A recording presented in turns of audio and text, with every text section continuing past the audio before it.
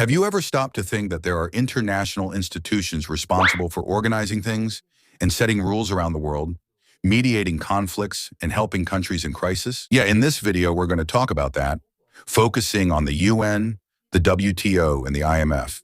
And we'll also see that things aren't as perfect as people say, all right? Want to understand a little better about these three organizations? Then come with me to the video. Hey guys, how's it going? I'm Paolo, your geography teacher, and as always, it's an honor to have you here with me on Geo Illustrata. So without further ado, let's get into the video. Let's start then by talking about the UN. Well, the UN, United Nations Organization, was created in 1945, replacing the former League of Nations. And here, folks, we can't lose sight of the historical context, right?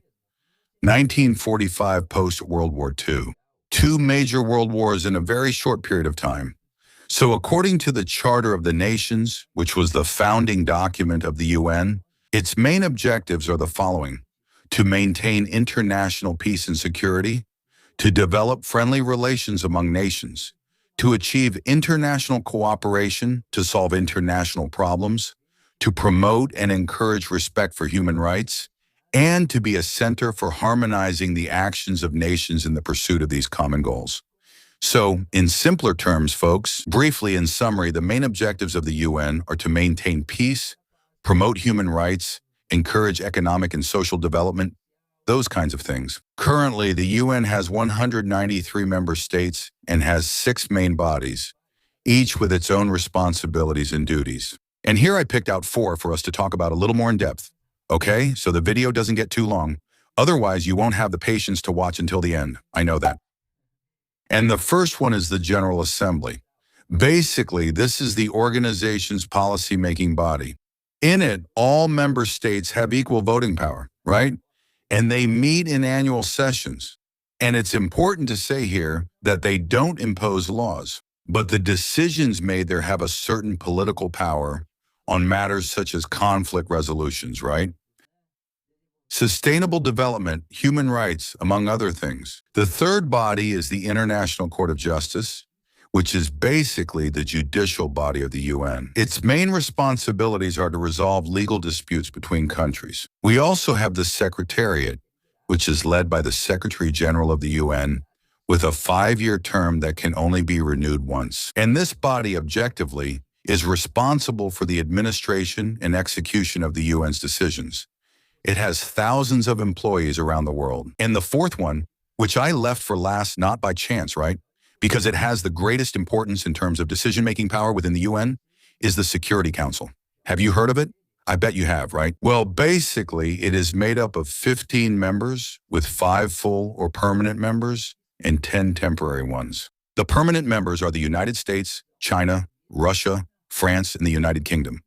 Do you remember the historical context of the creation of the UN after World War II? So the permanent members reflect exactly the geopolitical structure of that time, right, as the winners of World War II. And the 10 temporary members are elected by the UN General Assembly for terms that last 2 years. And basically what the UN Security Council does is deliberate on situations of risk and international conflicts, offering mediation and resolution proposals.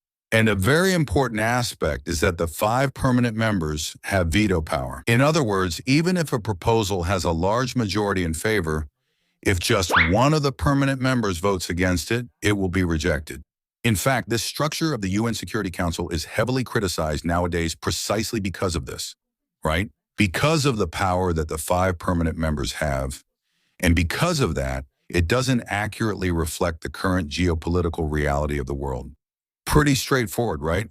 So let's go ahead and talk about the WTO, the World Trade Organization. In short, the WTO is a global international organization that deals with the rules of trade between nations. And its predecessor was the GATT, the General Agreement on Tariffs and Trade, which served as the basis for trade negotiations for decades, back in 1947.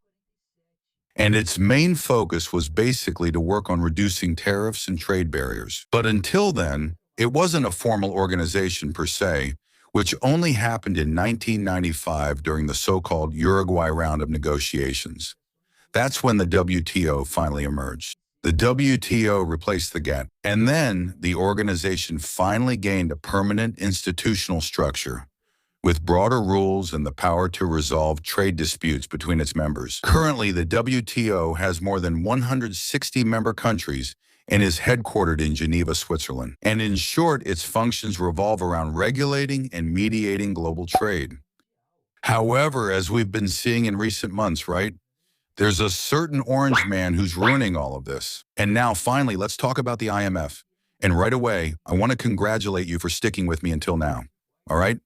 Let's go. Stay strong. So IMF, International Monetary Fund, it was created as one of the outcomes of the Bretton Woods Conference in the United States, which took place in 1944 and began its activities in 1945, also in the post-World War II period. The IMF has 190 member countries, basically almost the entire world, right? And in short, it acts as an emergency bank, offering loans and economic guidance to countries in crisis situations. And this fund is established through quotas, where each country contributes a certain amount, which is more or less proportional to each country's GDP, right, to its economy. In addition, a country's participation in terms of voting within the IMF will also be proportional to its quotas, right? For example, the United States has about 17.4% of the quotas. Consequently, they also have the greatest decision-making power within the fund. Some criticisms made of the IMF are about the difficulty of accessing credit, as well as the consequences this brings to the country, such as the adoption of austerity policies. But what does that mean, Professor? Does it mean that if the country has access to credit, it has to cut its expenses, right? Its costs, which usually fall on spending related to social programs, infrastructure, among other things, right? So it's not as simple as it seems, no. Still on this topic, I'm leaving a video about the New World Order on your screen, okay? To complement what you saw in this video here. So thanks to you who stayed until the end. Don't forget to like, comment, and share. See you next time. Bye.